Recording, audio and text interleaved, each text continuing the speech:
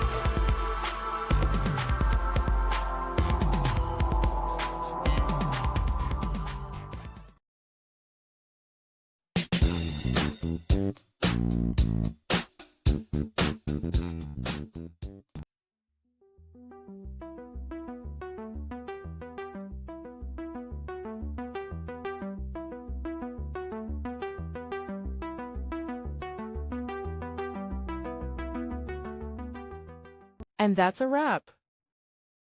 I hope you found the answer you were looking for. If you did, take a second to hit that subscribe button. It really helps out. And let me know in the comments which solution worked best for you. See you next time in the debug zone.